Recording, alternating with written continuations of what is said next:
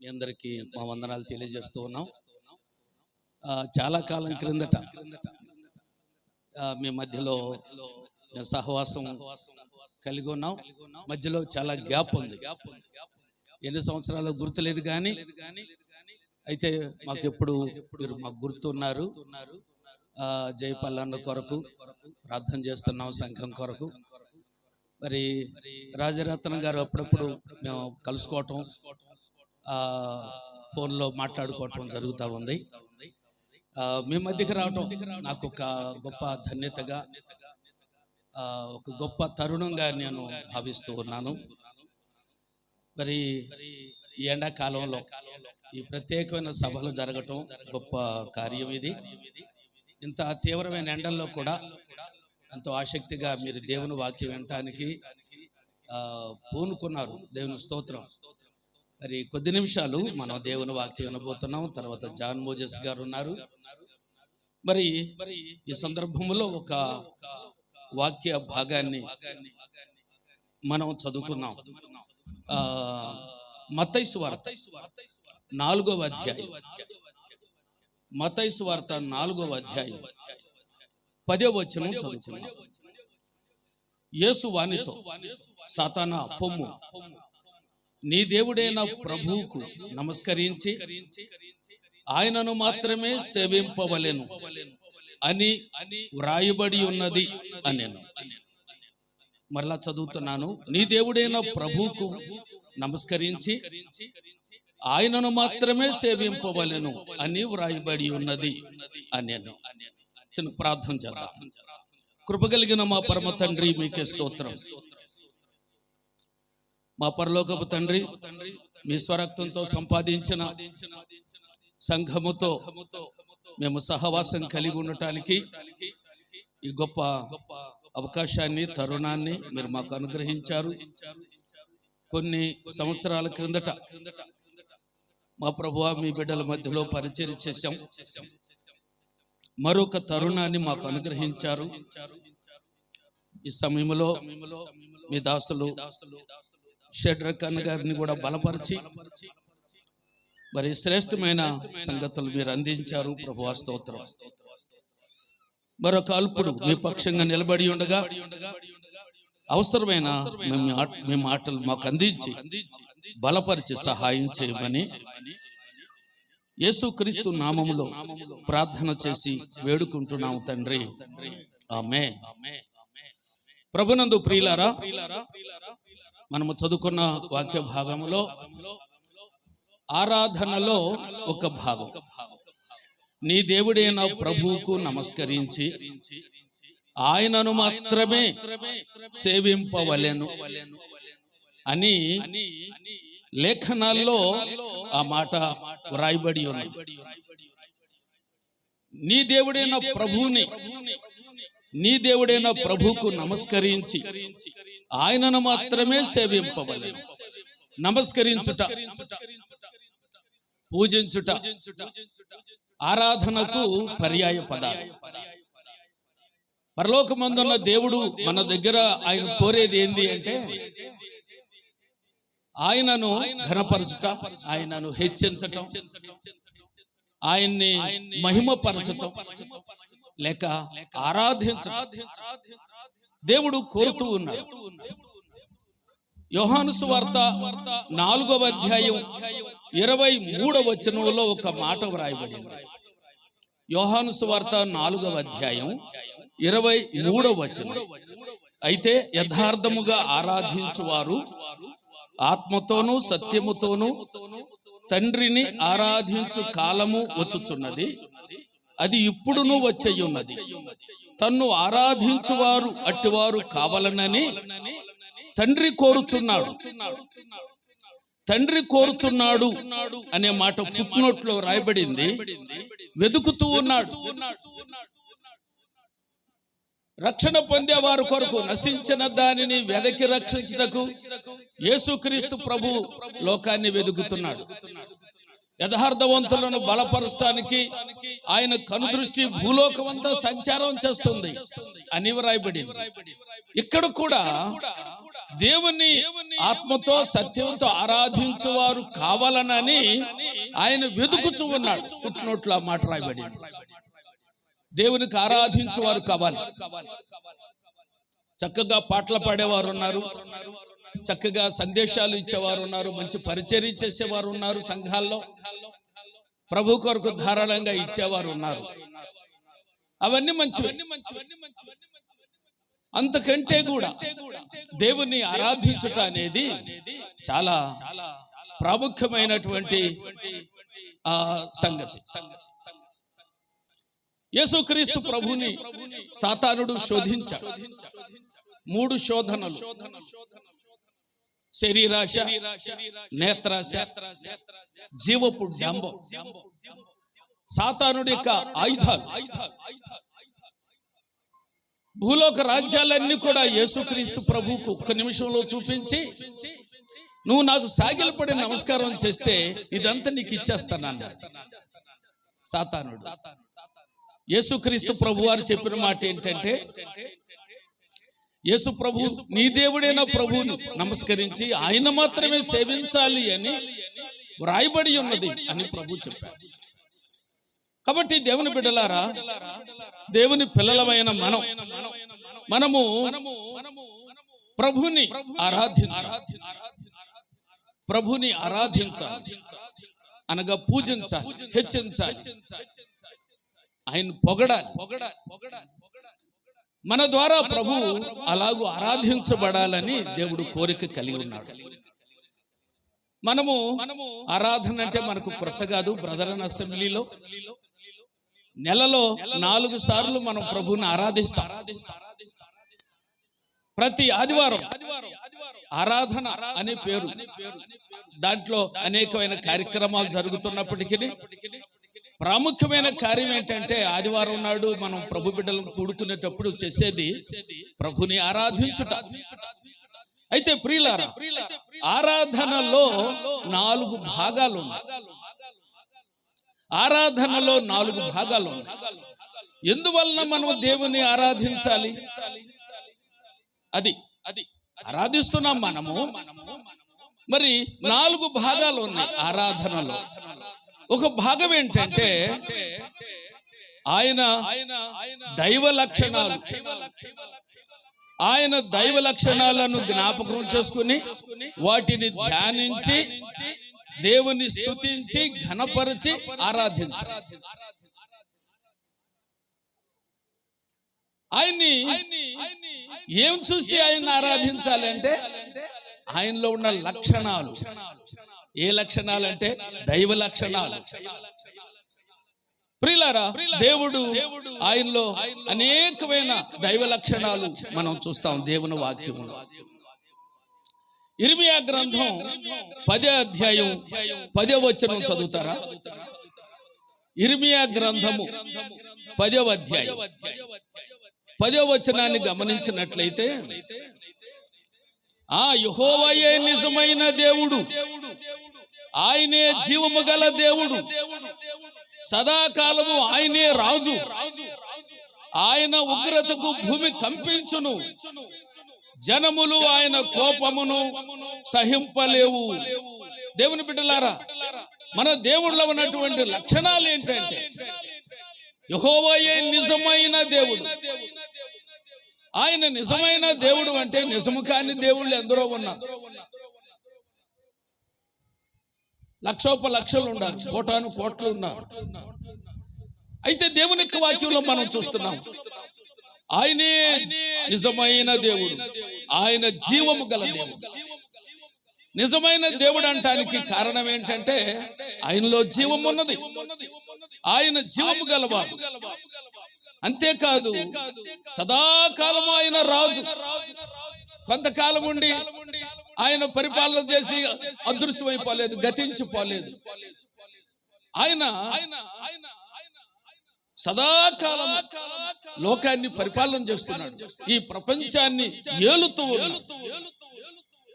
అంతేకాదు, ఆయన ఉగ్రుడు, ఆయన ఉగ్రతకు భూమి కంపించును.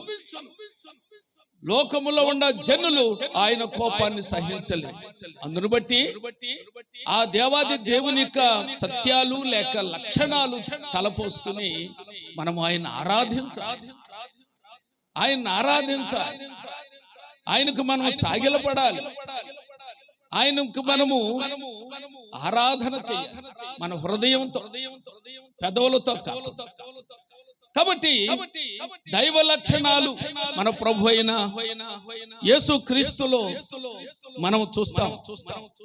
ఆయన శరీరధారిగా జీవించిన దినాల్లో అనేకులను స్వస్థపరచటంలో, రోగులు, అంగవైకల్యం కలిగినటువంటి వారు, మరి తుఫాను గద్దించుటలో, గాలి తుఫాను గద్దించి నిమ్మల పరచుటలో ఒక కేక వేసి నిశ్శబ్దం అయిపోయేటట్లుగా చేశాడు. ఎవరు చేయగలరా కార్యాన్ని? కాబట్టి దేవుడు మాత్రమే చేయగలిగిన కార్యం.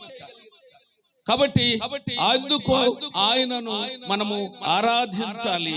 ఆయన ఆరాధించాలి. అపోస్తుల కార్యాలు 14వ అధ్యాయం. అపోస్తుల కార్యములు 14వ అధ్యాయం 17వ వచనం చూడండి.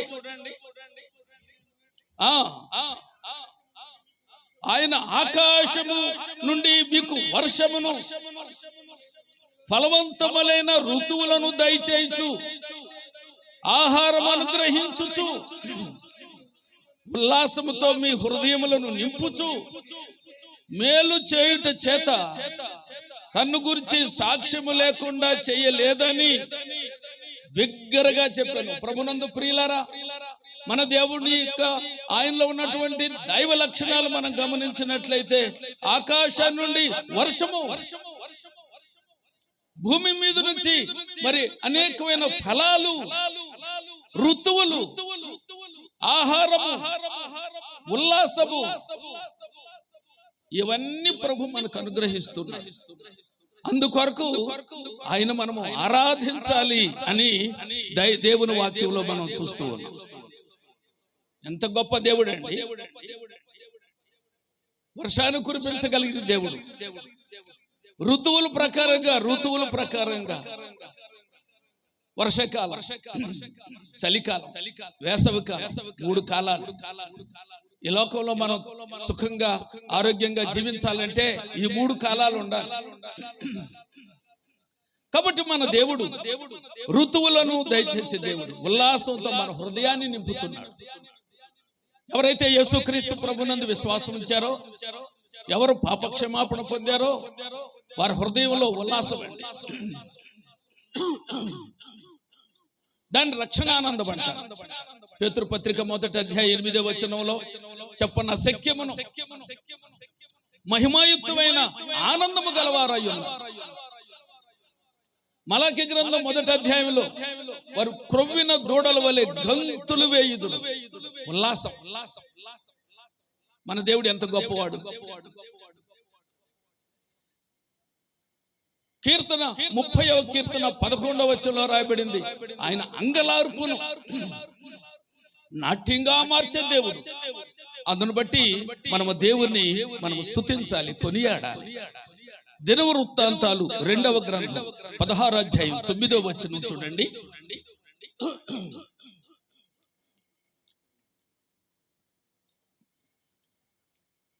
రెండవ దినవృత్తాంతం 16:9.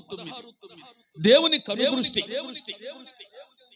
తన ఎడల యథార్థ హృదయము గలవారిని బలపరచడానికి యెహోవా కనుదృష్టి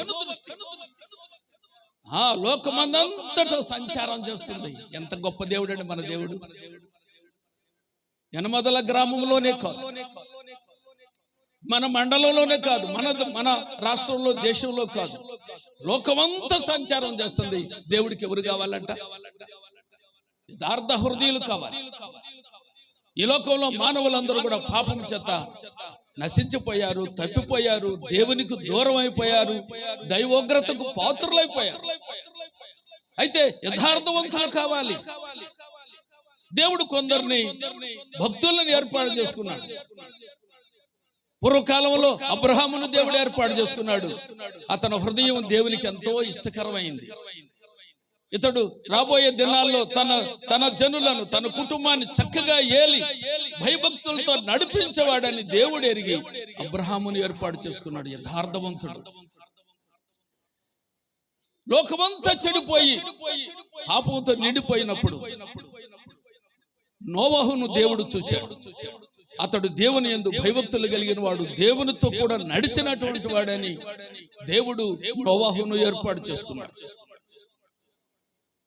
దావీదు విషయంలో కూడా ఇతడు నా ఇల్లంతటిలో నమ్మకమైన వాడు, అతడు నా హృదయానుసారి అంటాడు దావీదుని గురించి.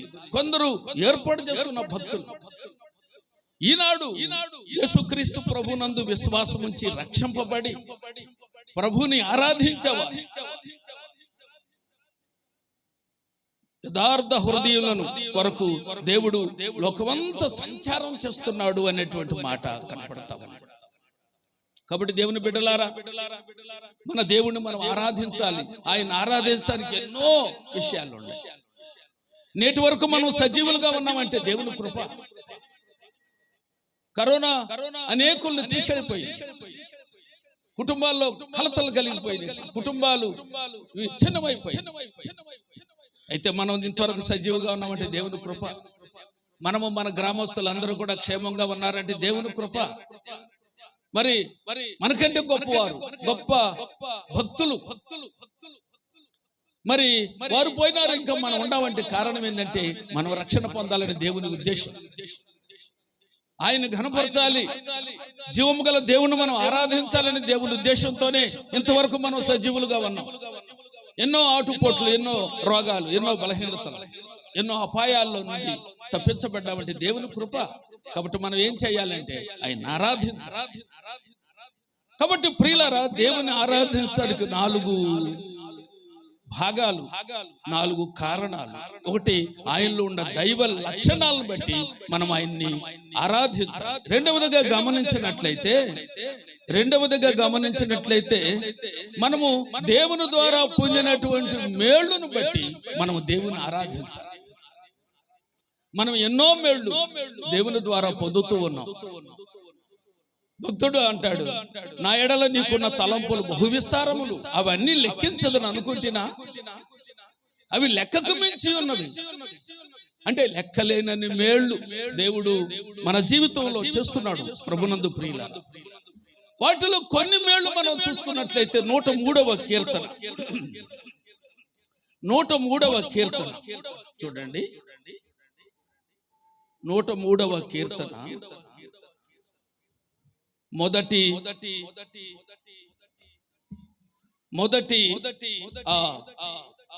3వ వచనం చదువుదాం. ఆయన నీ దోషములన్నిటినీ క్షమించువాడు, నీ సంకటములన్నిటినీ కుదుర్చువాడు. ప్రభునందు ప్రియులారా, దేవుణ్ణి మనము రెండవ భాగంలో ఎందుకు మనం ఆయన ఆరాధించాలి అనే మాట మనం తలపోసుకున్నట్లయితే 103వ కీర్తన 3వ వచనం చదువుకున్నాం. ఆయన నీ దోషములన్నిటినీ క్షమించువాడు. ఇక్కడ చేరి వచ్చినటువంటి వారందరినీ దేవుడు ఏం చేశాడు? వారిలో ఉన్న దోషాలు, వారిలో ఉన్న పాపాలని ఏం చేశాడు? ఆయన క్షమించాడు. పాప క్షమాపణ పొందాం మనం. అనేకులు పాప క్షమాపణ పొందలేదు, అనేకులు ఇంకా పాపములోనే ఉన్నారు. ఒక వ్యక్తి పాపములోనే చనిపోతే పరలోక రాజ్యంలో ప్రవేశించడం, పాపము నుండి విడుదల పొందితే ఈ లోకం విడిచిన వెంటనే పరలోక రాజ్యంలో మనం ఉంటాం. ఇక్కడ కన్ను మూస్తాము, మరో క్షణంలో అక్కడ కన్ను తెరుస్తాం. ఎంత ధన్యత!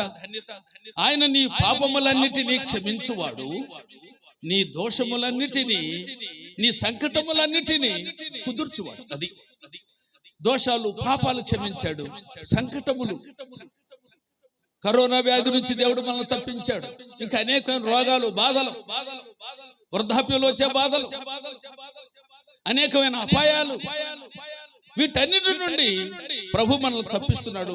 మన దేవుడు ఎంత గొప్పవాడండి!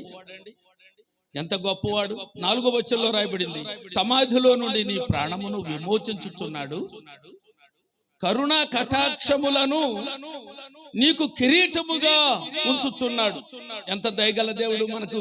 దేవుడు ఒక కిరీటం పెట్టి 65వ కీర్తన 11వ వచనంలో, సంవత్సరమును నీ దయా కిరీటము నాకు ధరింపచేసి ఉన్నావు. ఏటేట మనం ఆ కిరీటాన్ని పెట్టుకుంటున్నాం, దయా కిరీటం. ఈనాటి వరకు మనం సజీవులుగా ఉన్నామంటే దేవుని దయ. బ్రదర్ బాగున్నారా, క్షేమంగా ఉన్నారా అడిగితే సహోదరులు సహోదరులు ఇచ్చే సమాధానం ఏంటి? ప్రభు దయ వలన క్షేమంగా ఉన్నామండి. అవునండి, మనం క్షేమంగా ఉన్నాం. అది 4వ వచనం మనం చదువుతున్నాం, సమాధిలో నుండి నీ ప్రాణమును విమోచించుచున్నాడు. ఎన్నోసార్లు సమాధిలో పోవలసిన పరిస్థితులు.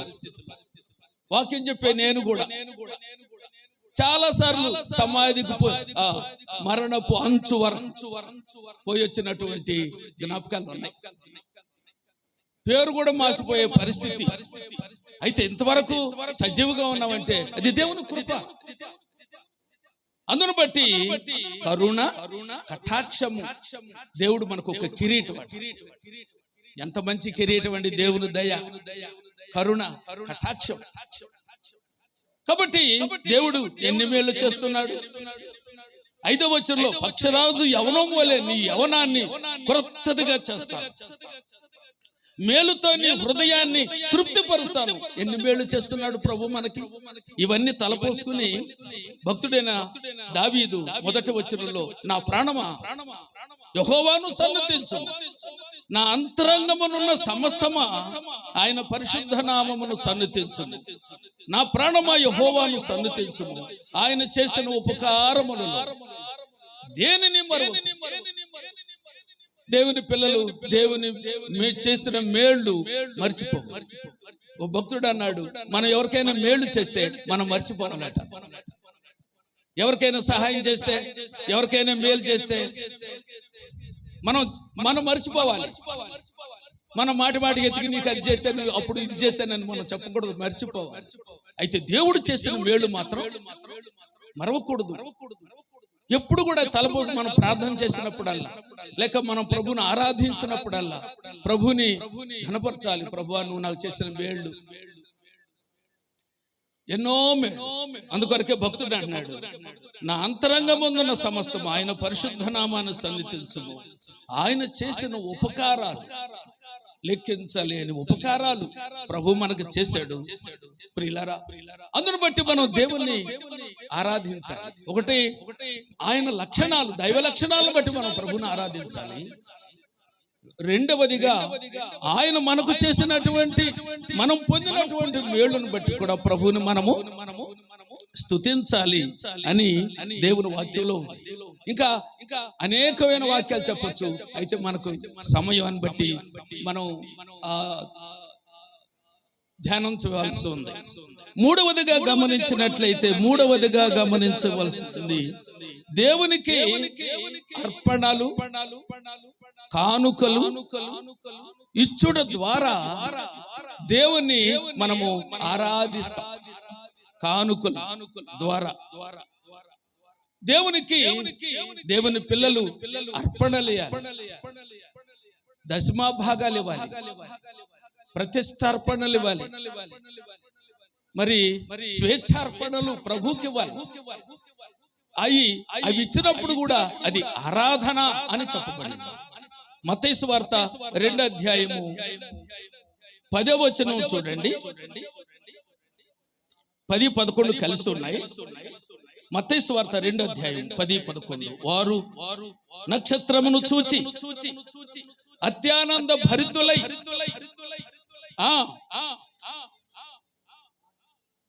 ఇంటిలోనికి వచ్చి తల్లి అయిన మరియను ఆ శిశువును చూచి సాగిలపడి ఆయనను పూజించి తమ పెట్టెలు విప్పి బంగారమును సాంబ్రాణిని బోళమును కానుకలుగా ఆయనకు సమర్పించిరి. దేవుని బిడ్డలారా, దేవుని జ్ఞానులు ప్రభుని ఆరాధించారు. తూర్పు దేశపు జ్ఞానులు యేసుక్రీస్తు ప్రభు శిశువుగా ఉన్నప్పుడే ఆయన ఆరాధించబడ్డాడు. మన దేవుడు ఎంత గొప్పవాడండి. మరి తూర్పు దేశం నుంచి ఆ జ్ఞానులు ఎంతో ప్రయాసతో శిశువును చూసి సాగిలపడి ప్రభుని ఆరాధించి తమ పెట్టెలు విప్పి బంగారము సాంబ్రాణి బోళం ఆయనకు కానుకలుగా సమర్పించారు. కాబట్టి ఆరాధనలో కానుకలు ఇవ్వటం కూడా ఒక భాగం. ఆరాధనలో కానుక ప్రభువుకు సమర్పించటము అది ఒక భాగం. అనేక సహవాసాల్లో చిట్ట చివరిలో కానుకుంటుంది, కానుకే చెల్లిపోవచ్చు.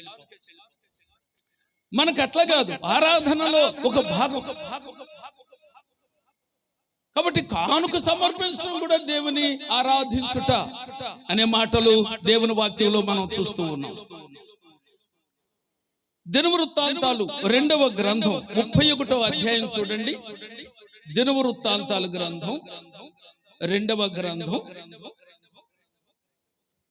దినవృత్తాంతాలు 2వ గ్రంథం 31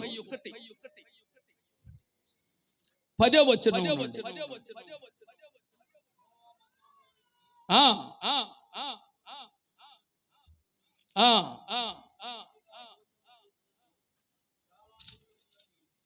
ప్రభునందు ప్రియులారా, ఈ మాటలు మనం గమనించినట్లయితే దినవృత్తాంతాలు 2వ గ్రంథం 31 10వ వచనం మనం చదువుకున్నాం. యెహోవా మందిరంలోనికి జనులు కానుకలను తెచ్చటం మొదలు పెట్టినప్పటి నుండి మేము సమృద్ధిగా భోజనము చేసినను చాలా మిగులుచున్నది.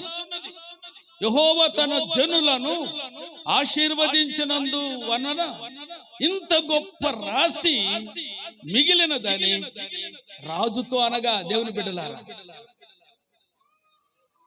ఈ మాటలు మనం గమనించినట్లయితే హిజ్కియా కాలంలో ప్రజలు బహుగా దీవించబడ్డారు. దేవుడు బహుగా వారిని ఆశీర్వదించాడు. హిజ్కియా కాలంలో ప్రజలు దేవుడు వారిని ఆశీర్వదించడానికి కారణం ఏంటి? అంతకుముందు ఆయన తండ్రి కాలంలో, హిజ్కియా తండ్రి కాలంలో, అవతల కాలంలో దేవుని మందిరాన్ని మూతవేయబడింది. ప్రజలు దేవుని సన్నిధికి వచ్చి అర్పణలు చెందలేదు, దేవుని ఆరాధించలేదు, దేవుని మందిరానికే తలుపేసేసాడు. అయితే హిజ్కియా వచ్చి దేవుని మందిరాలు తలుపు తెరచి ఎంత చక్కగా దేవుని ఘనపరిచాడు, మహింపరిచాడు. అంతకుముందు యాజకులు ఎంతో బాధలు పడ్డారు అన్నం లేక. అయితే ప్రియులారా, హిజ్కియా కాలంలో హిజ్కియా భక్తిని బట్టి, హిజ్కియా ఇచ్చిన ఆలోచన ఆజ్ఞలను బట్టి జనులందరూ కూడా దేవుని మందిరానికి రావటం అలవాటయింది. దేవుని మందిరానికి రావాలి. ఎందుకు మనం దేవుని మందిరానికి రావాలి? దేవుని ఆరాధించటానికి. వస్తూ కానుకలు తీసుకురావాలి.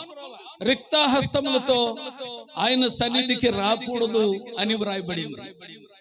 ఖాళీ చేతులతో రాలేదు వాళ్ళు, నిండు హస్తాలతో వచ్చారు. వారు కానుకలు తీసుకురావటం మొదలుపెట్టారు. మన సంఘం పేరేం పేరు? హెబ్రోనా? మన సహవాసం ఇక్కడ సంఘం పేరేం పేరు? Christian brother and assembly. కొన్ని మందిరాలకు పేర్లు ఉంటాయిలే. మన క్రిస్టియన్ బ్రదర్ అండ్ అసెంబ్లీ ఈ సంఘానికి మరి ప్రభువుకు కానుకలు తీసుకురావటం మొదలు పెట్టారా? కొందరు ప్రభు కొరకు ధారాళంగా ఇచ్చేవాళ్ళు ఉండారు అనుకోండి, ఇంకా ఇవ్వని వారు కూడా ఎందరో ఉన్నారు. అయితే దేవుని పిల్లలు దేవుని మందిరానికి వచ్చి దేవుని ఆరాధించుటలో కానుకలతో కూడా మనం దేవుని ఆరాధించాలి. కానుకలు కూడా ఆరాధనలో ఒక భాగం అని మీకు తెలియజేస్తుంది. హిజ్కియా కాలంలో ప్రజలు మందిరానికి వచ్చినప్పటి నుంచి కానుకలు తీసుకురావటం ప్రారంభించారట. అప్పటి నుండి మేము సమృద్ధిగా భోజనము చేసినాను, చాలా మిగులుచున్నది. జైపల్లానికి ఎంత మిగిలిందో ఏమో తెలియదు. ఎంత ధనరాశి మన సంఘంలో ఉందా నాకైతే తెలియదు. మన బ్రదర్ అండ్ అసెంబ్లీలో చాలా మంది ఇచ్చేవారు తక్కువ, ప్రార్థనా జీవితం చాలా వరకు తక్కువ. ఇప్పుడు కొంచెం మెరుగుపడతారు, దేవుని స్తోత్రం. ఇలాంటి కార్యాలు జరగాలంటే, అనేక మంది భక్తులు వచ్చి దేవుని యొక్క వాక్య సందేశాలు మనకి ఇవ్వాలి అంటే, మన సంఘం అభివృద్ధి చెందాలంటే, మనం ఉజ్జీంపబడాలంటే, మనకు మనమే ఉంటే కాదు, దేవుని కార్యాలు జరగాలి. అయితే ప్రియులారా, మరి అక్కడున్న యాజకులు అంటారు, యెహోవా తన జనులను ఆశీర్వదించినందున ఇచ్చుడు ద్వారా ఏమొచ్చిందట? ఇచ్చుడు ద్వారా ఏమొచ్చిందట? ఆశీర్వాదాలు పొందుతున్నారా? లూకాసు వార్త 6:38 ఇయ్యుడి తర్వాత మాట గుర్చేస్తారా? మీకు ఇయ్యబడును. అది మనం ఇస్తే ఆయన ఇస్తాడు, మనం ఇయ్యకపోతే ఆ మాట కూడా పూర్తి చేస్తారా? అవునండి. ఇయ్యుడి అనేది ఒక ఆజ్ఞ. ఇయ్యుడి అనేది ఒక ఆజ్ఞ. దేవునికి ఇవ్వటం అనేది ఏదో ఒక సలహా కాదు, మరి ఇంకేదో కాదు, దానికి మినహాయింపు లేదు. ఇయ్యుడి మీకు ఇవ్వబడుతుంది. ఇచ్చిన ప్రతి వారు ఆశీర్వదించబడతారు. అయితే హిజ్కియా కాలంలో ప్రజలు దేవుడు మమ్మల్ని ఆశీర్వదించినందువలన ఇంత గొప్ప రాశి మిగిలి ఉన్నది, ఇంత గొప్ప రాశి మిగిలి ఉన్నది. కాబట్టి దేవుని బిడ్డలారా, ఒకవేళ ఇంతవరకు ఇప్పటి వరకు ఒకవేళ ఈగిపోతే ఇప్పటి నుంచి అయినా ప్రారంభించాలి. ఆరాధనలో ఇది ఒక భాగము. మొట్టమొదట ఆయన లక్షణాల గురించి, ఆయన లక్షణాలు, దైవ లక్షణాల గురించి మనం ప్రభుని ఆరాధించాము. రెండవదిగా ఆయన ద్వారా మనం పొందిన మేలును బట్టి మనము ప్రభుని ఆరాధిస్తూ ఉన్నాము. మూడవదిగా ప్రభుకి అర్పణలు, కానుకలు ఇచ్చుడు ద్వారా మనము దేవుణ్ణి ఆరాధించవలసి ఉన్నది. మరొక వాక్యం చదువుకున్నాం. ఫిలిప్పీలకు రాసిన పత్రిక 4:16 నుండి చూడండి. ఫిలిప్పీలకు రాసిన పత్రిక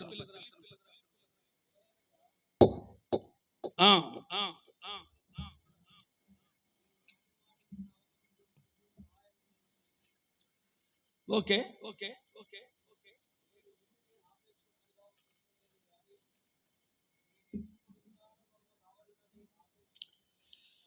ప్రభునందు ప్రియులారా, ఫిలిప్పీలకు రాసిన పత్రిక 4:16 నుంచి చదువుతున్నాం. అనగా తెస్సలోనికేలో కూడా మీరు మాటి మాటికి నా అవసరం తీర్చుటకు సహాయం చేసి తిరిగి అపోస్తలుడైన పౌలు అంటున్నాడు. ఒకసారి చేసి మేము చేసేవిలే అనుకోలేదట. మాటి మాటికి ఎన్నిసార్లు పౌలు వస్తే అన్నిసార్లు సహాయం చేస్తున్నారంట. అనేకులు అలాంటి సహాయం చేయడం ద్వారా పౌలు అనేక స్థలాలకు, అనేక దూర ప్రాంతాలకు వాడ మీద వెళ్ళి అనేకులకు స్వార్థ ప్రకటించాడు. పౌలుతో గొప్ప బృందం ఉంది. ఎంతో మంది సహోదరులు ఉన్నారు, ఎంతో మంది సహోదరులు. తిమోతి, ఎపఫ్రా, తిమోతి ఎందరో ఉన్నారు భక్తులు. మరి వారు అనేక సార్లు వెళ్ళి దేవునికి స్వార్థను ప్రకటించారు. మరి మాటి మాటికి నా అవసరం తీర్చుటకు సహాయం చేసి తిరిగి నేను ఈవిని అపేక్షించి నేను ఇలాగ చెప్పట్లేదు. ఇలాగ చెబితే మీరు మాకు ఏదో 10 రూపాయలు ఇస్తారనే ఉద్దేశంతో నేను చెప్పటం లేదు. ఎందుకు అంటున్నాడు మరి ఆ మాట చెబుతుంది? మీ లెక్కకు విస్తార ఫలము రావాలన్నాను, ఆ కోరికతో చెబుతున్నా. దేవుని బిడ్డలారా, విస్తారమైన ఫలం ఎప్పుడు వస్తుంది? ప్రభు కొరకు ధారాళంగా సేవను, అవసరతలను ఎరిగి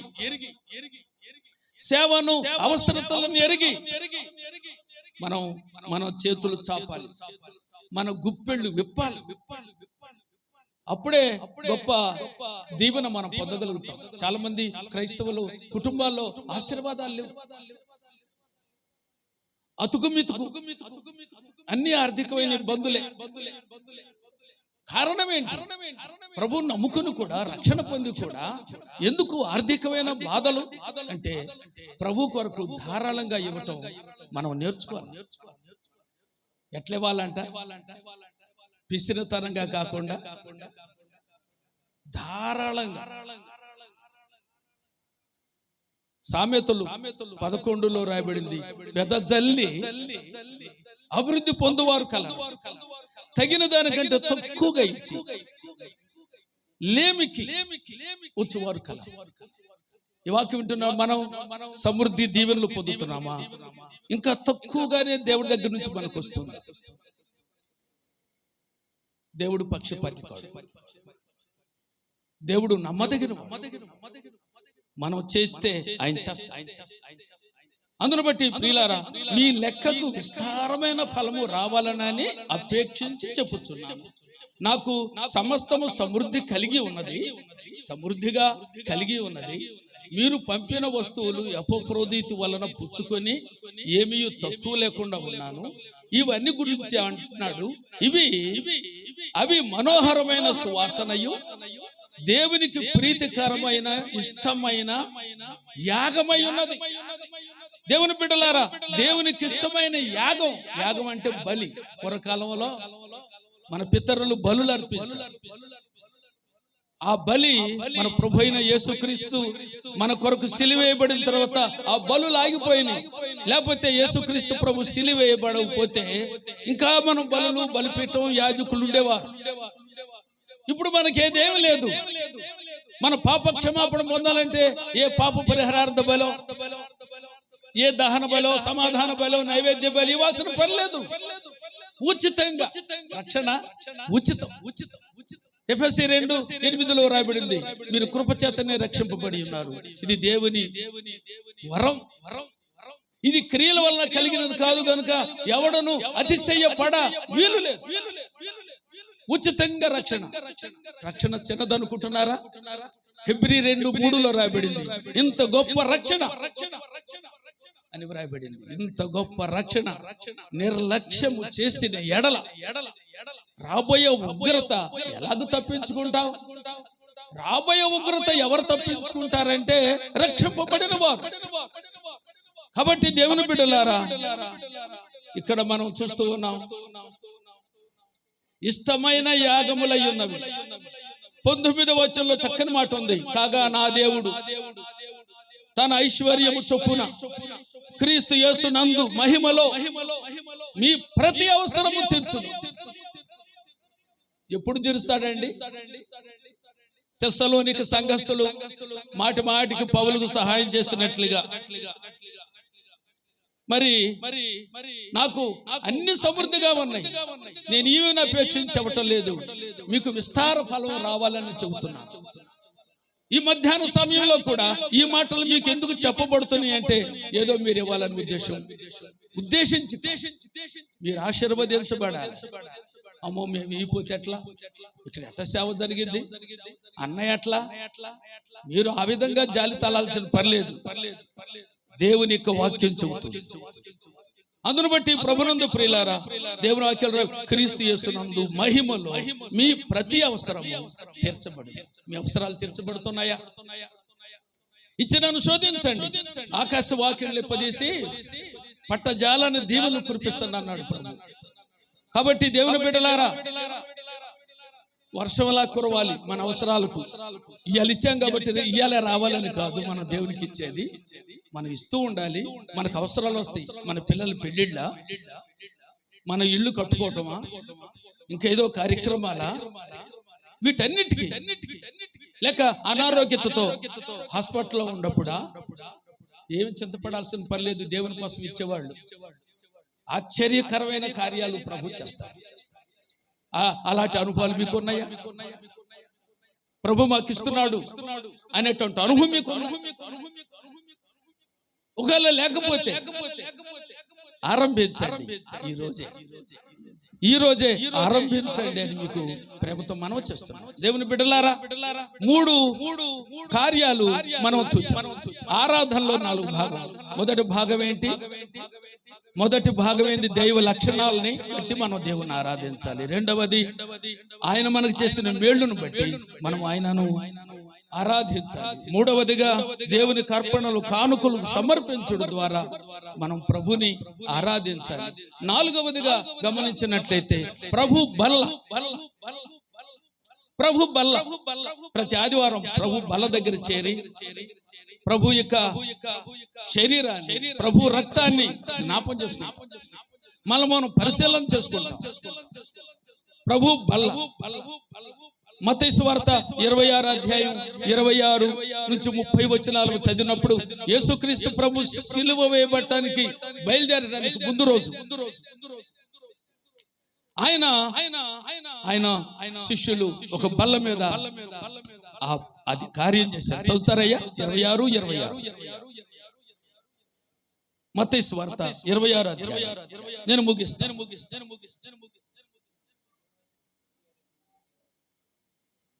మత్తయి సువార్త 26 వచ్చి వారు భోజనం చేయుచుండగా ఆయన ఒక రొట్టె పట్టుకుని దాన్ని ఆశీర్వదించి విరిచి తన శిష్యులకిచ్చి, ఇది తీసుకుని మీరు తినుడి, ఇది నా శరీరం అని చెప్పాను.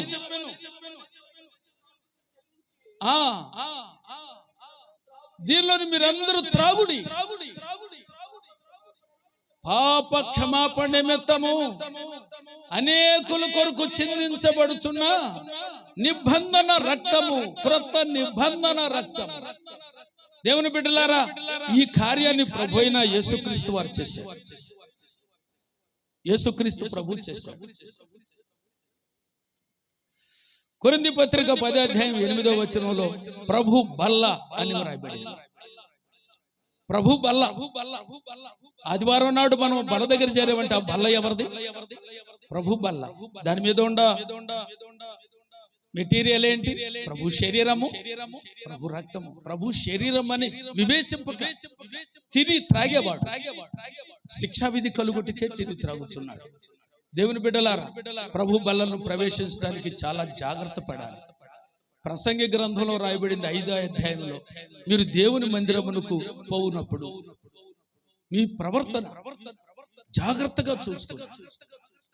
అవునండి, ప్రభుని సన్నిధిలో ఆరాధించడానికి వెళుతున్నామంటే భయము, వణుకు. అవునండి, అలాగూ మనం ఉండాలని దేవుడు కోరుతున్నాడు. ప్రభు బల్ల ఉంది. అంతేకాదు, దయ్యపు బల్ల కూడా ఉంది. ద్వితీయోపదేశకాండం 32 అధ్యాయం 38వ వచనంలో దయ్యముల బల్ల ఉంది. వారు ద్రాక్ష రసాన్ని ఇంకా అనేకమైన వంటలు మరి ఆ విగ్రహాలకు చేసుకుని తిని దేవుని సన్నిధికి వస్తే దేవుడు చాలా కోపంగా మాట్లాడాడు. ఆ ఒక్క వాక్యం చదువుతారా? ముగిస్తాను. ద్వితీయోపదేశకాండం 32 అధ్యాయం 38వ వచనం. ఆలస్యంగా తీస్తున్నారు సోదరులు.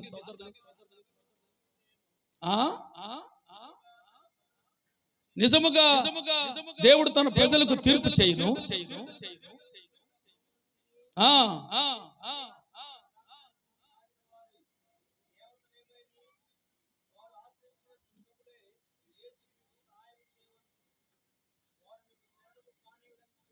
ప్రభునందు ప్రియులారా, ఇశ్రాయేలీయులు వాళ్ళ జంతువులు, వాళ్ళు బలులు ఇచ్చి అన్ని దయ్యాలకు లెక్క వాటికి వీటికి అర్పించి అవసరాలైనప్పుడు, బాధ కలిగినప్పుడు దేవుడి దగ్గరకు వచ్చి, అయ్యా నిన్ను ఆశ్రయించామంటే, మీరు ఇంతకు ముందు ఆశ్రయించినటువంటి మీ దేవతలు ఏమయ్యారు? నా దగ్గరకు వచ్చారు.